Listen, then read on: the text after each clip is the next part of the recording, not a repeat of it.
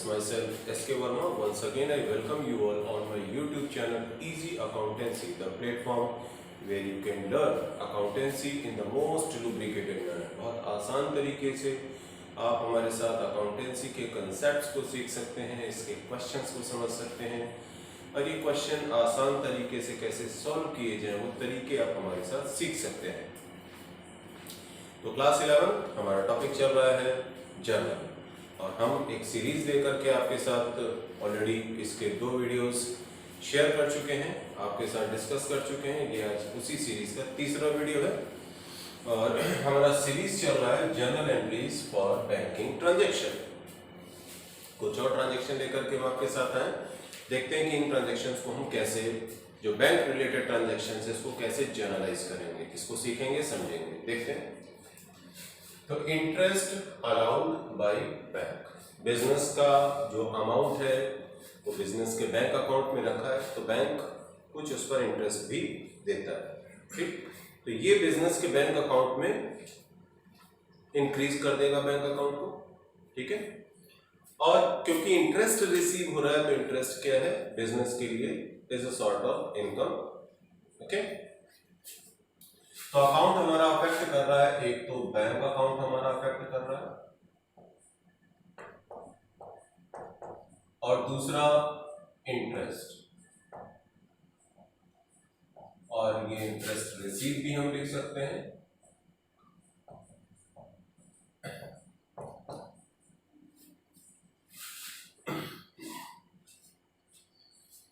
तो bank business के point of view से देखिए, डेबिट द रिसीवर का केस है,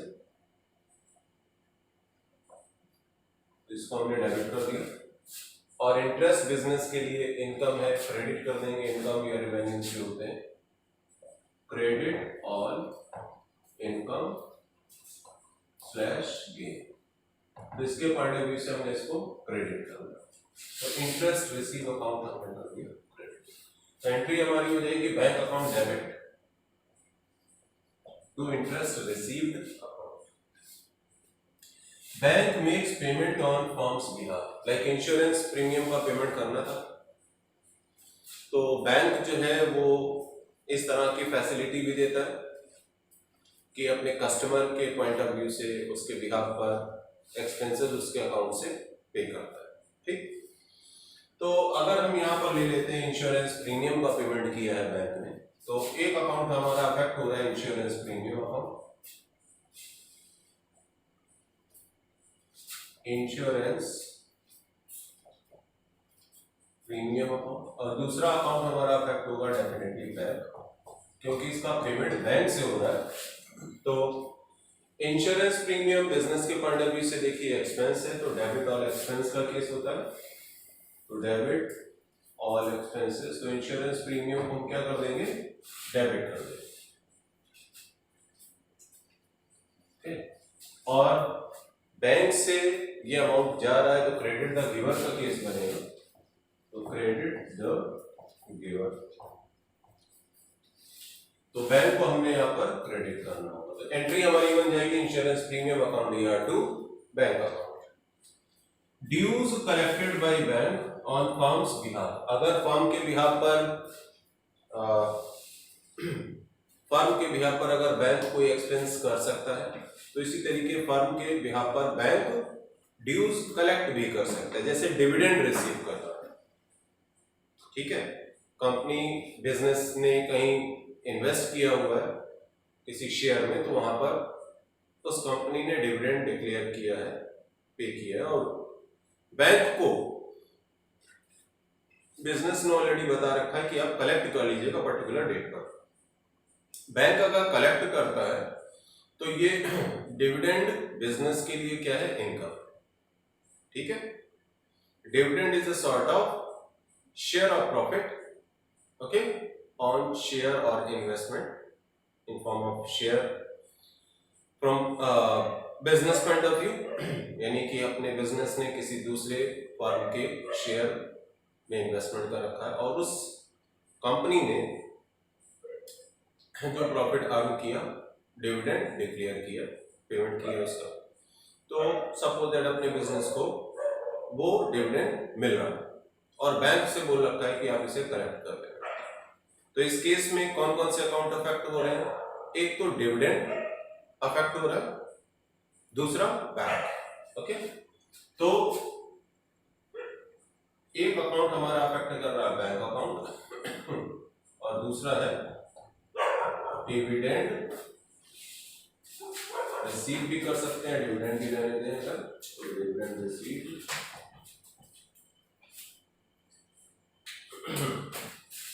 कर सकते हैं इसको। ठीक,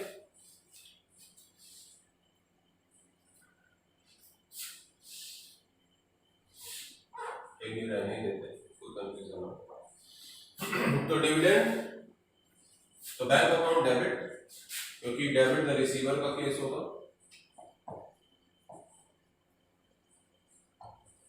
डेबिट द रिसीवर, और डिविडेंड क्रेडिट और इनकम।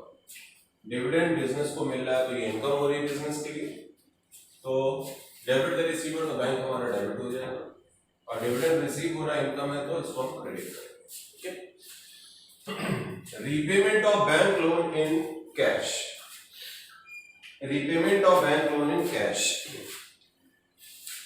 यानी कि बिजनेस ने कोई बैंक लोन लिया हुआ है और उसका पेमेंट बिजनेस ने कैश में किया है, तो एंट्री हमारी क्या होगी?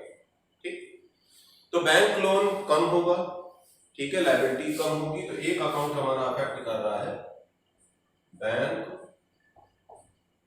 लोन अकाउंट, और दूसरा अकाउंट हमारा अफेक्ट करेगा कैश, क्योंकि पेमेंट का जो रीपेमेंट हो रहा है वो कैश में हो रहा है। ओके,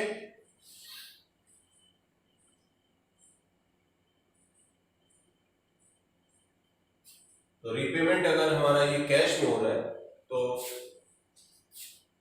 ये हमारा आ जाएगा टू कैश अकाउंट। या देखिए, बैंक लोन के लिए बैंक ट्रांजैक्शन अफेक्टेड हो रहा है, ठीक है, और क्योंकि रीपेमेंट कैश में हो रहा है तो बिजनेस का कैश डिक्रीज करेगा।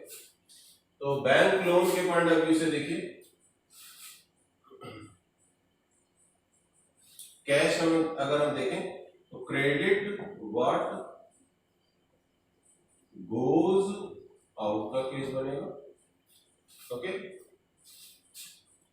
एंड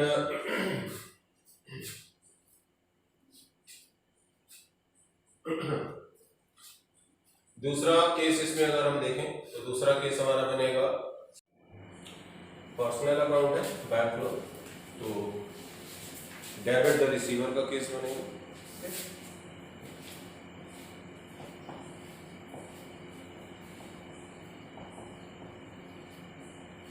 तो बैंक लोन अकाउंट को हमें डेबिट करना होगा, कैश अकाउंट हमने ऑलरेडी क्रेडिट कर रखा है।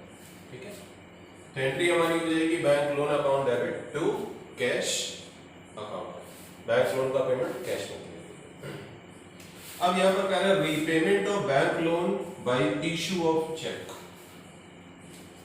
यानी बैंक लोन का पेमेंट चेक से किया जा रहा है। तो डेफिनेटली हमारा इस बार ये बस इतना ही चेंज आएगा कि बैंक लोन अकाउंट एक तो अफेक्ट कर रहा है, ठीक है, और दूसरा अफेक्ट करेगा हमारा bank account, bank loan account और बैंक अकाउंट, ये दो अफेक्ट करेंगे। पर्सनल है तो डेबिट द रिसीवर का केस है, चेक से पेमेंट कर रहे हैं हमारा ही बैंक अकाउंट, बिजनेस का बैंक अकाउंट रिड्यूस करेगा, तो क्रेडिट द गिवर का केस बनेगा।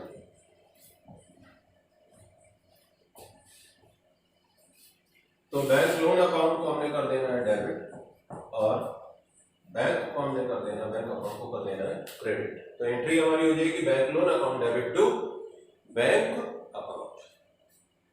अब एक और ट्रांजैक्शन, जो लास्ट ट्रांजैक्शन हमारी सीरीज में, तो transfer of fund from one bank account to another bank account. Suppose कि हमारे बिजनेस के दो बैंक अकाउंट है, एक एसबीआई में है और एक पीएनबी में, ठीक है।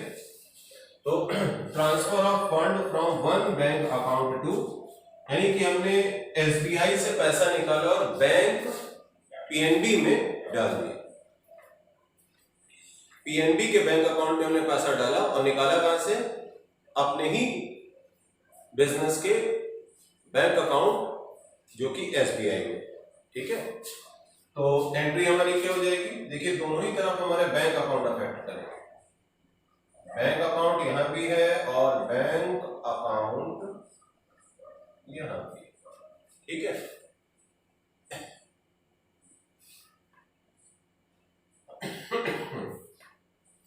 पीएनबी बैंक अकाउंट कर लीजिए इसे आप। पीएनबी बैंक अकाउंट डेबिट, क्योंकि ये रिसीवर बन रहा है तो डेबिट द रिसीवर का केस बनेगा।